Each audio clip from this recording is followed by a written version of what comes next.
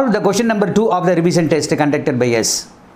The following are the balance as 31st March 2020 extracted from the books of Mr. MPQR.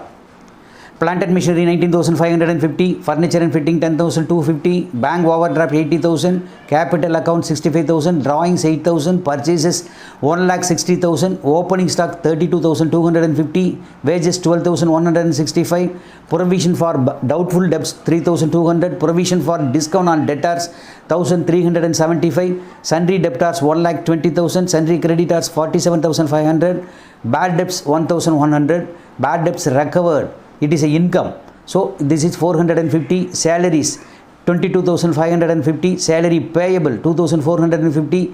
Prepaid rent 300 rupees. Rent 4,300. Carriage inward 1,125. Carriage outward 1,350. Sales 2,15,300. Advertisement expense 3,350. Printing and stationery 1,250. Cash in hand 1,450. Cash at bank 3,125. Office expenses 10,160. Interest paid on loan 3,000 rupees. So the summary is given. இதில் பாருங்கள் அந்த prepaid ரெண்ட்டுன்னு கொடுத்துருக்காங்க. Prepaid ரெண்ட்டுங்கிறது நீங்கள் அட்ஜஸ்ட்மெண்ட்டில் போட்டிருந்தால் ரெண்டு இடத்துல வரும். இப்போ இங்கே வந்து உள்ளே கொடுத்துருக்காங்க. ப்ரீபெய்ட் ரெண்ட் அப்படிங்கிறது என்னென்னா ஒரே ஒரு இடம் அசெட்டில் மட்டும் நீங்கள் போடுவீங்க. அதே மாதிரி சேலரி பேயபிள்ங்கிறது அவுட்ஸ்டாண்டிங் எக்ஸ்பென்சஸ். அப்போ இதுவும் வந்து என்னன்னா பேலன்ஸ் ஷீட்டில் லைபிலிட்டி சைடில் அந்த ஒரு இடத்த மட்டும் நீங்கள் போடுவீங்க. மற்றபடி மீதி எல்லாம் பாருங்கள் ஓப்பனிங் ஸ்டாக் கொடுத்துருக்காங்க. ஓகே, மற்றபடி ஜென்ரலாக அந்த அமௌண்ட் கொடுத்துருக்காங்க. இதில் என்னென்னலாம் நம்ம அட்ஜஸ்ட் பண்ணணும் அப்படிங்கிறது அடிஷ்னல் இன்ஃபர்மேஷன் படித்து பார்த்தா தான் தெரியும். இப்போ purchases include sales return of rupees 2,575 அப்படின்னு சொல்கிறாங்க. இந்த கொஷனில் கடைசியாக என்ன கேட்டிருக்காங்கன்னா ஃபஸ்ட்டு ரெக்டிஃபை பண்ணுங்கள், அதுக்கப்புறம் பேலன்ஸ் ஷீட் ப்ரிப்பேர் பண்ணுங்கள் அப்படின்ட்டுருக்காங்க.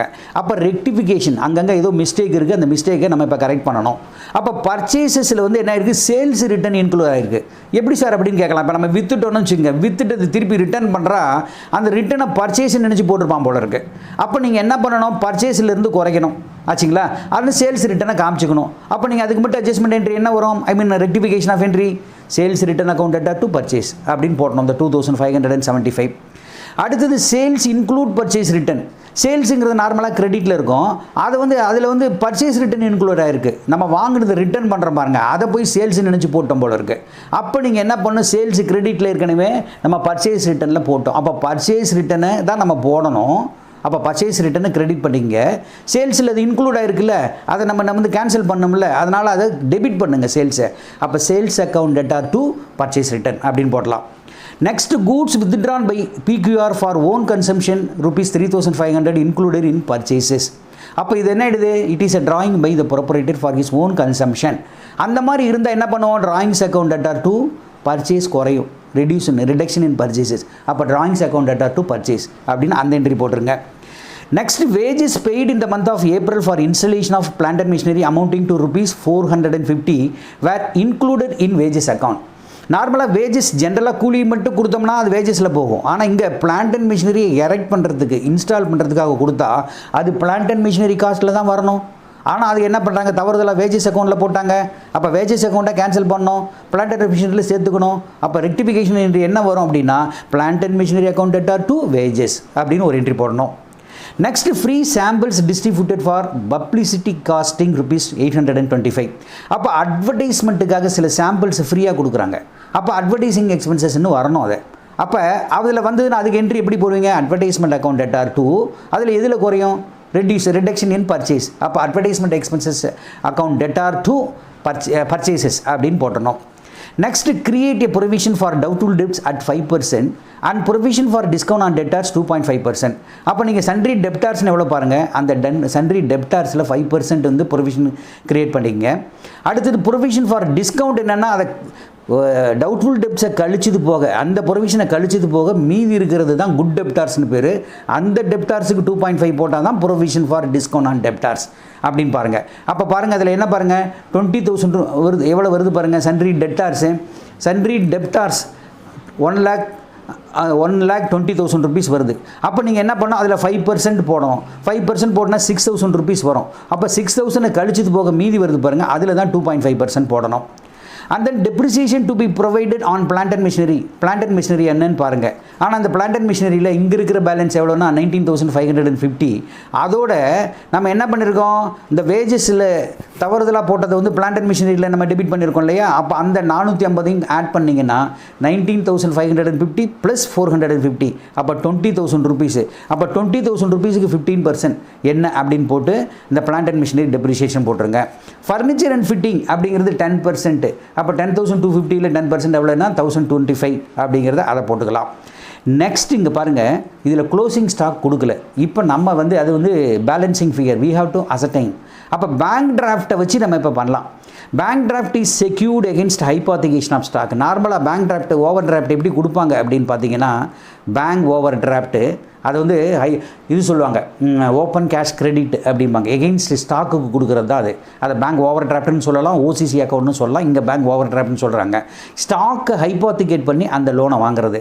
அப்போ அவங்க என்ன சொல்கிறாங்கன்னா, bank overdraft outstanding as on 31/3/2020 has been consider as 80% of real value of stock deducting 20% of margin and ஆச்சுங்களா, after adjusting the marginal value of 80% of the same has been allowed to draw as an overdraft.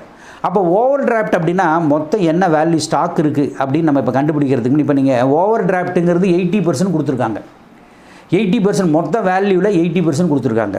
அப்போ 80% கொடுத்துருந்தாங்க அப்படின்னா அப்போ divided by 80%. இப்போ bank over draft 80,000 இருக்குது. ஆனால் அது என்ன பண்ணுறாங்க, 80,000 டிவைடட் பை 80% போட்டிங்கன்னா ஒரு அமௌண்ட் வரும்.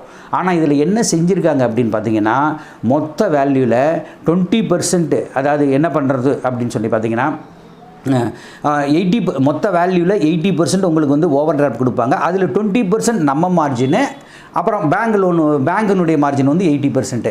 அப்போ நீங்கள் என்ன பண்ணணும், இந்த அமௌண்ட்டை 20ஆல் டிவைட் 80ஆல் டிவைட் பண்ணி 80%ஆல் டிவைட் பண்ணி வர்ற அமௌண்ட்டை மறுபடியும் 80%ஆல் டிவைட் பண்ணால் ஒரு அமௌண்ட் வரும். அதை நான் போர்டில் எக்ஸ்பிளைன் பண்ணுறேன். அதுதான் வந்து உங்களுக்கு க்ளோசிங் ஸ்டாக் என்ன ஆஸ் ஆன் டேட் அப்படின்னு கண்டுபிடிச்சிடலாம். இதை கண்டுபிடிச்சிட்டு நீங்கள் என்ன பண்ணணும், prepare the trading profit and loss account for the year ended, அதெல்லாம் இருக்குது, பேலன்ஸ் ஷீட் அதெல்லாம். அப்போ ரெக்டிஃபிகேஷன் என்ட்ரி ஃபஸ்ட்டு போடுவோம்.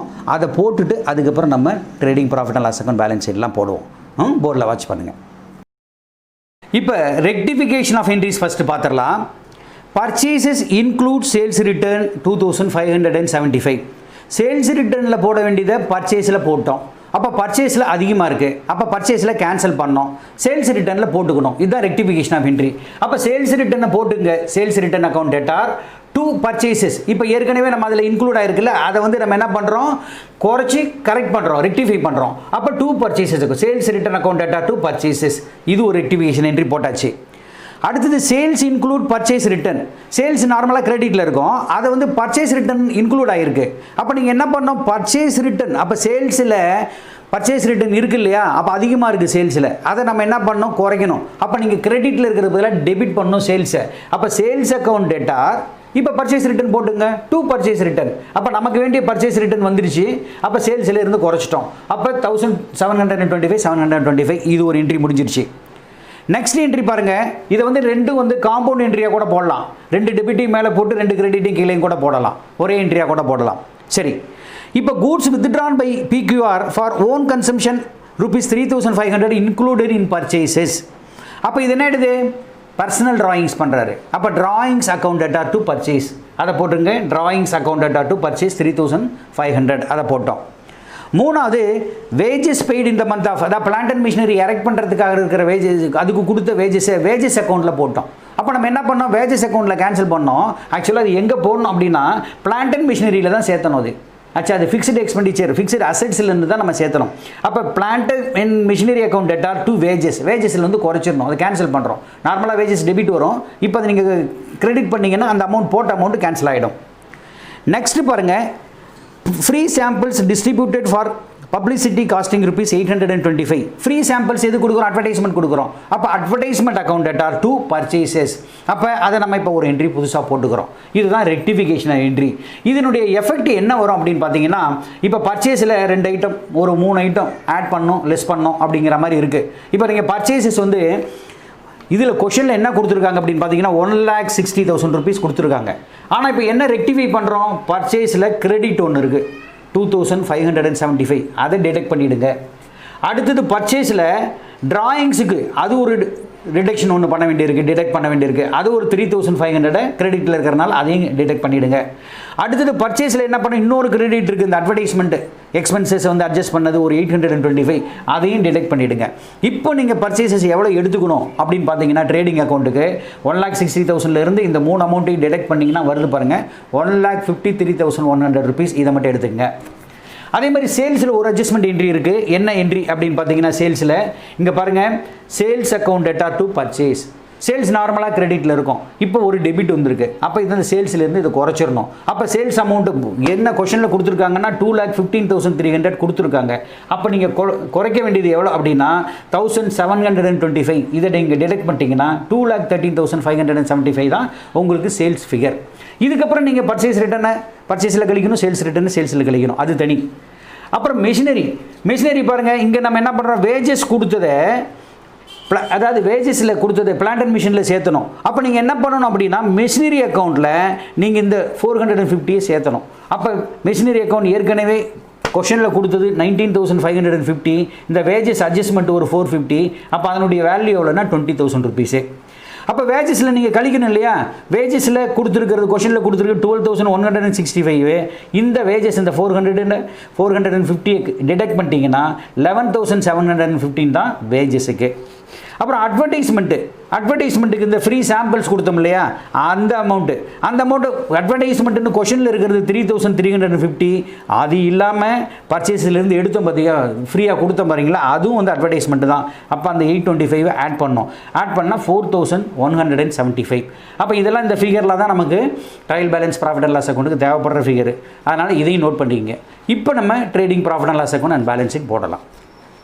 நோட்டு, இப்போ க்ளோசிங் ஸ்டாக் கொடுக்கல, க்ளோசிங் ஸ்டாக்கை எப்படி கண்டுபிடிக்கலாம்? ஓவர் டிராஃப்ட் கொடுத்துருக்காங்க, bank overdraft OCC limit அப்படிங்கிறதெல்லாம் எகெயின்ஸ்ட் ஹைபாத்திகேஷன் ஆஃப் ஸ்டாக்கு. நம்ம ஸ்டாக்கை கொடுத்துட்டு பேங்க்கில் லோன் வாங்குவோம். நார்மலாக என்ன பண்ணுவோன்னா, நம்ம எவ்வளோ வேல்யூ இருக்கோ அதில் ஒரு 80% இல்லை 70% அந்த மாதிரி தான் கொடுப்பாங்க லோனு. அப்போ எவ்வளோ ஸ்டாக் மெயின்டைன் பண்ணுறோமோ அதில் அந்த லோனில் நம்ம கான்ட்ரிபியூஷன் இருக்கணும், அவங்க கான்ட்ரிபியூஷன் இருக்கணும். இப்போ இது ரெண்டையும் மிங்கிள் பண்ணி இங்கே கொடுத்துருக்காங்க. இதை எப்படி நீங்கள் பார்க்கணுன்னா, bank over draft 80,000 rupees bank over draft. அது வந்து என்னென்னா 80% ஆஃப் த ரியல் வேல்யூ. அப்போ அதான் அந்த டேட்டில் இருக்கிற ஓவர் டிராஃப்ட் 100% யூஸ் பண்ணுங்கிறது இல்லை. நம்ம என்ன பண்ணுவோம்னா, நமக்கு தகுந்த மாதிரி தேவைக்கு தகுந்த மாதிரி தான் நம்ம யூஸ் பண்ணுவோம் ஓவர் டிராஃப்டை. அப்போ இந்த சமயத்தில் அந்த பர்டிகுலர் டேட்டில் இருக்கிற 80,000 வந்து 80% அப்படின்றாங்க. அப்போ ஓவர் டிராஃப்ட் வேல்யூ எவ்வளோ இருக்கும் அப்படின்னு பார்த்தீங்கன்னா, ரியல் வேல்யூ கண்டுபிடிக்கணும்னா 80,000 டிவைடட் பை 80%, அதாவது 80,000 டிவைடட் பை 80 into 100. இந்த 80%ங்கிறது என்னென்னா 80, இங்கே கீழே 100 வரும், இந்த 100 மேலே போயிடும். அப்போ நீங்கள் பார்க்கும்போது 1,00,000 rupees தான் உங்களுக்கு ஓடி ஆச்சுங்களா, ஓவர் டிராஃப்ட்டு. அப்போ இந்த 1,00,000ல் 20% நம்ம மார்ஜின், அவங்களுக்கு 20% மார்ஜின் அப்படின்னு அவங்க சொல்கிறாங்க. அதாவது நீங்கள் நல்லா கவனிங்க, அப்படி பார்க்கும்போது பேங்க் லோனில் நம்மளுக்கு 20%, அவங்களுக்கு 80%. அப்போ நீங்கள் இந்த 1,00,000ங்கிறதே 80% மார்ஜின்னா, அப்போ 100% எவ்வளோ அப்படின்னா, அப்போ அதுதான் வேல்யூ ஆஃப் த ஸ்டாக்கு. அப்போ வேல்யூ ஆஃப் த ஸ்டாக் வந்து 1,25,000 rupees. 1,00,000 divided by 80 into 100. இது நீங்கள் எப்படி நீங்கள் கிராஸ் செக் பண்ணலாம் அப்படின்னு சொல்லி பார்த்தீங்கன்னா, இப்போ இந்த டேட்டில் 1,25,000 ரூபா தான் ஸ்டாக் இருக்குதுன்னு வச்சுங்களேன். இப்போ 1,25,000 ரூபா ஸ்டாக் இருக்குது ஆச்சுங்களா, அதில் 80% ஆச்சா லோன் கொடுக்குறாங்க. அப்போ 1,25,000ல் 80% தான் லோன் கொடுக்குறாங்க. இவ்வளோ தான் நம்ம ஸ்டாக்குக்கு ஆட்டுறோம் ஃபேக்ட்ரியில். அப்போ அதில் வந்து 80% கொடுக்குறாங்க அப்படின்னா 1,00,000 rupees வரும். இதை நீங்கள் போட்டு பார்த்தீங்கன்னா தெரியும், 1,00,000 rupees. இந்த 1,00,000ல் நம்ம கான்ட்ரிபியூஷன் 20%. நம்ம கான்ட்ரிபியூஷன் என்ன, கம்பெனியோட கான்ட்ரிபியூஷன். மீதி 80% தான் அவங்க லோன் கொடுப்பாங்க. அப்போ லெஸ் கான்ட்ரிபியூஷன் நமக்கு அதாவது ப்ரொப்ரைட்டர் கான்ட்ரிபியூஷன் எவ்வளோ அப்படின்னா 20%. 20% எவ்வளோ, 20,000. அப்போ மீதி இருக்கிறது 80,000. அப்போ இதை தான் வந்து பேங்க் ஓவர் டிராஃப்ட் அப்படின்னு சொல்கிறாங்க. நீங்கள் கிராஸ் செக் பண்ணலாம். அப்போ இந்த பேங்க் ஓவர் டிராஃப்ட்டுங்கிறது 80,000, இந்த டேட்டில் இருக்கிறது வந்து 80,000 rupees. அப்போ நீங்கள் இப்படி தான் போடணும். அப்போ 1,25,000 80%, 1,00,000 வருதுன்னா 1,00,000ல் 20% நம்ம கான்ட்ரிபியூஷன்னா அப்போ ஓவர் டிராஃப்ட். அப்போ மொத்தமாக ஸ்டாக் எவ்வளோன்னா 1,25,000. இது கிராஸ் செக் பண்ணிக்கலாம். இதை கொஞ்சம் நாங்கள் கேர்ஃபுல்லாக பார்த்துங்க. நெக்ஸ்ட் இப்போ நம்ம ஸ்ட்ரெயிட்டாகவே நம்ம trading profit and loss account balance, இது வந்து 2 இடத்துல வரும். ட்ரேடிங்கில் கிரெடிட் சைடில் ஒன்று வரும், பேலன்ஸ் ஷீட்டில் அசெட் சைடில் ஒரு இடத்துல வரும் ஆச்சுங்களா. இதை இப்போ நம்ம பார்த்துடலாம். Trading and profit and loss account பார்ப்போம். First trading account. Trading account opening stock கொடுத்துருக்காங்க கொஷன்லேயே 32,250. பர்ச்சேசஸ் இப்போ நோட்டில் நம்ம ஒரு அமௌண்ட் கண்டுபிடிச்சோம் 1,53,000, அதாவது ரெக்டிஃபிகேஷன் ஆஃப் என்ட்ரி போக எல்லாத்தையும் அட்ஜஸ்ட் பண்ணது போக 1,53,100. அதில் பர்ச்சேஸ் ரிட்டர்ன் 1,725 டிடெக்ட் பண்ணிட்டீங்கன்னா 1,51,375. அடுத்தது வேஜஸ். வேஜஸ் ஏற்கனவே எக்ஸ்பிளைன் பண்ண மாதிரி தான் அந்த மிஷினரி வேஜஸ், அதை நம்ம மிஷினரியில் ட்ரான்ஸ்ஃபர் பண்ணிட்டோம். அதனால் இந்த 450 கழிச்சிடணும். டிடெக்ட் பண்ணிட்டீங்கன்னா 11,715. அண்ட் தென் கேரேஜ் இன்வெர்ட்ஸ் இது மட்டும்தான் வரும். இதில் 1,125. சேல்ஸில் நம்ம ஒரு ஃபிகர் கண்டுபிடிச்சோம். அந்த சேல்ஸில் அதை கழிச்சது போக சேல்ஸ் ரிட்டர்ன் 2,575. அதை டிடெக்ட் பண்ணிங்கன்னா 2,11,000 ருபீஸ் வரும். க்ளோசிங் ஸ்டாக் ஏற்கனவே இதுக்கு நம்ம நோட்டு கொடுத்துருக்கோம். அதாவது 80,000 இன்ட்டு 80%, அப்புறம் இன்ட்டு 80% அப்படின்னு போட்டிங்கன்னா இதை நான் கம்ப்ளீட்டாக எக்ஸ்பிளைன் பண்ணியிருக்கேன். அது 1,25,000. இப்போ நீங்கள் இதை ஆட் பண்ணி இதை நீங்கள் பேலன்ஸ் பண்ணிங்கன்னா அது வர்றதான் கிராஸ் ப்ராஃபிட். இது transfer to profit and loss account. இப்போ ப்ராஃபிட் அண்ட் லாஸ் அக்கௌண்ட் பார்ப்போம். ப்ராஃபிட் அண்ட் லாஸ் அக்கௌண்ட் போடலாம்.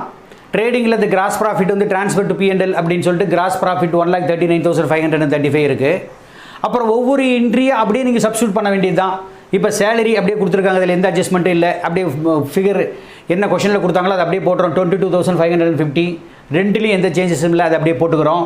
கேரேஜ் அவுட்வேர்ட் ஒரு 1,350. அட்வர்டைஸ்மெண்ட் எக்ஸ்பென்சஸ் மட்டும் என்ன அப்படின்னா, அட்வர்டைஸ்மெண்ட் எக்ஸ்பென்சஸ் ஏற்கனவே கொடுத்தது ஒரு 3,350. இப்போ வந்து இது பர்ச்சேஸ்லேருந்து எடுத்து கொடுத்தோம் சாம்பிள்ஸ், ஃப்ரீ சாம்பிள்ஸ் கொடுத்தோம்ல, அதையும் ஆட் பண்ணிக்கணும். அப்போ 4,175. பிரிண்டிங் ஸ்டேஷனரி எப்படி கொடுத்துருக்காங்க 1,250. ஆஃபீஸ் எக்ஸ்பென்சஸ் 10,160 கொடுத்துருக்காங்க. இன்ட்ரெஸ்ட் ஆன் லோன் 3,000 கொடுத்துருக்காங்க. பேட் டெப்ஸ் கொடுத்துருக்காங்க அவங்க, அப்போ 1,100. இந்த provision for bad and doubtful debts தான் கொஞ்சம் கேர்ஃபுல்லாக இருக்கணும். ஏன்னா சன்ட்ரி டெப்டார்ஸில் நீங்கள் ஃபஸ்ட்டு கால்குலேட் பண்ணுங்கள் 5% தான் ப்ரொவிஷன். அப்போ 5% நீங்கள் ப்ரொவைட் பண்ணால் 6,000 ருபீஸ் வருது. ஆனால் ஏற்கனவே ஓல்டு ப்ரொவிஷன் அப்படின்னு ஒரு 3,200 கொடுத்துருக்காங்க. அதை நீங்கள் இதில் அட்ஜஸ்ட் பண்ணிக்கலாம். அப்போ இப்போ நம்ம கிரியேட் பண்ண வேண்டியது ப்ரொவிஷன் 6,000, ஓல்டு ப்ரொவிஷன் ஒரு 3,200 இருக்குது. அப்போ அதை டிடெக்ட் பண்ணது போக மீதி இருக்கிற 2,800 அதை நீங்கள் அவுட்டர் காலத்தில் போடலாம். அடுத்தது provision for discount on debtors எப்படின்னா, அதை குட் டெப்டார்ஸில் தான் நீங்கள் ப்ரொவிஷன் கிரியேட் பண்ணோம். குட் டெப்டார்ஸ் எப்படின்னா என்னென்னா, நீங்கள் இந்த ப்ரொவிஷன் ஃபார் பேட் டெப்ஸ் கழிச்சது போக மீதி என்ன ஃபிகர் இருக்கோ அதில் தான் நீங்கள் கண்டுபிடிக்கணும். இப்போ இந்த provision for discount on debtors எவ்வளோனா 2.5%. ஆனால் எந்த அமௌண்ட்டில் கால்குலேட் பண்ணுறது? மொத்தமாக கொடுத்துருக்குது 1,20,000. அதில் நம்ம ப்ரொவிஷன் ஃபார் பேட் டவுட்ஸ் கண்டுபிடிச்சிட்டோம் ஒரு 6,000 ருபீஸு. அப்போ 1,20,000ல் 6,000 போக மீதி இருக்கிறதுக்கு பேர் தான் உங்களுக்கு குட் டெப்டார்ஸ்னு பேர். அப்படின்னா 1,14,000 இருக்கும். அதான் 1,20,000 மைனஸ் 6,000 போட்டிருக்கேன். அப்போ 1,14,000ல் 2.5% நீங்கள் கால்குலேட் பண்ணால் தான் provision for discount on debtors. அப்போ 2,850. இதுக்கும் வந்து என்னென்னா ஓல்டு ப்ரொவிஷன் இருக்குது ஒரு 1,375. அதை நீங்கள் டிடெக்ட் பண்ணலாம். அதை டிடெக்ட் பண்ணி மீதி இருக்கிற ஃபிகர் தான் வந்து 1,475. டெப்ரிசியேஷனில் மெஷினரியில் சொன்னோம் ஒரு அமௌண்ட் வந்து ஒரு 450 ஒன்று ஆட் பண்ணுறோம் அப்படின்னு சொல்லி ஆட் பண்ணால் 20,000 ருபீஸ் இருக்குது. அந்த 20,000ல் 15% அதான் மெஷினரி. அப்போ டெப்ரிசியேஷன் ஆன் மிஷினரி 3,000. ஃபர்னிச்சர் கொடுத்துருக்காங்க வேல்யூ 10,250, அதுக்கு 10% அப்படின்னா 1,025. அப்போ அது ரெண்டையும் ஆட் பண்ணால் 4,025. இதுதான் டெபிட் சைடில் வர்றது. கிரெடிட்டில் நீங்கள் பார்த்தீங்கன்னா கிராஸ் ப்ராஃபிட் போட்டிங்க. அடுத்தது பேட் டெப்ஸ் ரெக்கவர்ட் அப்படின்னு ஒரு அமௌண்ட் ஒரு 450 இருக்குது. அவ்வளோதான். இப்போ நீங்கள் பேலன்ஸ் பண்ணிங்கன்னா வர்ற ஃபிகர் வந்து 83,800. இது வந்து ட்ரான்ஸ்ஃபர் டு கேபிட்டல் அக்கௌண்ட். இப்போ நம்ம பேலன்ஸ் ஷீட்டை பார்க்கலாம். ஷீட் பார்க்க போகிறோம். பேலன்ஸ் ஷீட் நீங்கள் ஈஸியாக போட்டுடலாம். கேபிட்டல் கொடுத்துருக்காங்க 65,000. நெட் ப்ராஃபிட் நம்ம கண்டுபிடிச்சோம் 83,800 ருபீஸு. ரெண்டையும் ஆட் பண்ணுங்கள். ட்ராயிங்ஸில் கொஷனில் கொடுத்துருக்கு 8,000 ருபீஸ் ட்ராயிங்ஸ். இது இல்லாமல் பர்சனல் ட்ராயிங்ஸ்னு ஒரு ரெக்டிஃபிகேஷன் என்ட்ரி ஒன்று போட்டோம் நம்ம 3,500. ரெண்டையும் ஆட் பண்ணிக்கணும். ரெண்டையும் ஆட் பண்ணால் 11,500. அப்போ 1,48,800ல் 11,500 போச்சுன்னா 1,37,300. And then bank overdraft கொஷனில் கொடுத்துருக்காங்க 80,000. சன்ட்ரி கிரெடிட்டார்ஸ் கொஷனில் கொடுத்துருக்காங்க 47,500. சேலரி பேயபிள் இங்கே நல்லா பார்க்கணும் சார். நம்ம உள்ள சேலரி பேயபிள்னு வந்துருக்கு, ப்ரீபெய்டுன்னு இருக்குது. ஏன் நம்ம அதில் போடலை, P&Lல போடலை? அதாவது இந்த அவுட்ஸ்டாண்டிங்காக இருந்தாலும், ப்ரீபெய்டாக இருந்தாலும், அக்ரூடாக இருந்தாலும், ரிசீவ்ட் இன் அட்வான்ஸாக இருந்தாலும் இது எல்லாமே அட்ஜஸ்ட்மெண்ட்டில் கொடுத்தா இருந்தால் தான் 2 இடத்துல வரும். இப்போ ஜென்ரலாக வந்து சேலரி பேயபிள் அவங்களே கொடுத்துட்டாங்கன்னா அப்போ ஆல்ரெடி அட்ஜஸ்டட்னு அர்த்தம். ட்ரையல் பேலன்ஸில் ஏற்கனவே ஆல்ரெடி அட்ஜஸ்டட், அப்போ ஒரே ஒரு இடத்துல தான் வரும். இப்போ சேலரி பேயபிள்ங்கிறது லைபிலிட்டி, அதனால் இங்கே லைபிலிட்டியில் வருது. அதேமாதிரி ப்ரீபெய்டு ரெண்ட்டுங்கிறது அசெட்டு, அதனால் இது வந்து அசெட்டில் மட்டும் வருது. ஆனால் இங்கே வந்து ரெண்ட்டையும் கொடுத்து அட்ஜஸ்ட்மெண்ட்டில் ப்ரீபெய்டு ரெண்ட்டுன்னு கொடுத்துருந்தா ஒரு 2 இடத்துல வரும், அங்கே ஆட் பண்ணி காட்டணும் P&L. இப்போ இங்கே தேவையில்லை, ஒரு இடத்துல போட்டால் போதும். பிளான்ட் அண்ட் மிஷினரி உங்களுக்கு தெரியும், புக் ஃபிகர் வந்து 19,550. அந்த வேஜஸ் ட்ரான்ஸ்ஃபர் பண்ணோம் இல்லையா இந்த இன்ஸ்டலேஷனுக்காக, அது ஒரு 450. ரெண்டையும் சேர்த்துனா 20,000 rupees மெஷினரி காஸ்ட்டு. அதில் 15% டெப்ரிசியேஷன் 3,000 rupees போக 17,000 rupees. ஃபர்னிச்சர் புக்கில் கொடுத்துருக்கு 10,250, 10% டெப்ரிசியேஷன், அப்போ 1,025 டிடெக்ட் பண்ணால் 9,225. க்ளோசிங் ஸ்டாக் நம்ம கண்டுபிடிச்சோம். எப்போ கண்டுபிடிச்சோம்? ட்ரேடிங் அக்கௌண்ட்டில் கண்டுபிடிச்சோம் இல்லையா, அதுதான் க்ளோசிங் 1,25,000 rupees அது. அப்புறம் சன்ட்ரி டெப்டார்ஸில் ப்ரொவிஷன், நான் ஏற்கனவே சொல்லியிருக்கேன், provision for bad and doubtful debts முதல்ல டிடெக்ட் பண்ணோம். டிடெக்ட் பண்ணது போக மீதி இருக்கிறதுல தான் நீங்கள் வந்து provision for discount on debtors detect பண்ணணும். ஏன்னா இந்த 1,14,000 தான் குட் டெப்டார்ஸ்னு பேர். அந்த டெப்டார்ஸில் தான் நீங்கள் bad debts, provision for bad and the discount on டெப்ட். எப்போ நம்ம டிஸ்கவுண்ட் கொடுப்போம்னா ஒரு டெப்டார் நல்லவர், அதாவது என்ன சொல்கிறது, பர்ஃபெக்டாக இருக்கார் அப்படின்னா தான் நம்ம கொடுப்போம். குட் டெப்டார்ஸுக்கு மட்டும் தான் கொடுப்போம். அப்போ நீங்கள் அதை நீங்கள் 2.5% கண்டுபிடிச்சி அதுக்கப்புறம் தான் நீங்கள் டிடெக்ட் பண்ணணும். ஞாபகம் வச்சுக்கோங்க. இந்த இடத்துல ப்ரிப்பேர் ரெண்டு நான் ஏற்கனவே சொல்லிட்டேன். Cash in hand, cash in bank, இது ரெண்டும் கொஷின்லேயே கொடுத்துருக்காங்க. இப்போ நீங்கள் டேலி பண்ணிங்கன்னா 2,67,250, 2,67,250. இப்போ நவ் இட் இஸ் டேலிட். இது ஒரு இம்பார்ட்டன்ட் கொஷின், ஏற்கனவே கேட்டிருக்காங்க 2-3 தடவை இந்த டைப்பில், கொஞ்சம் கேர்ஃபுல்லாக பார்த்துங்க.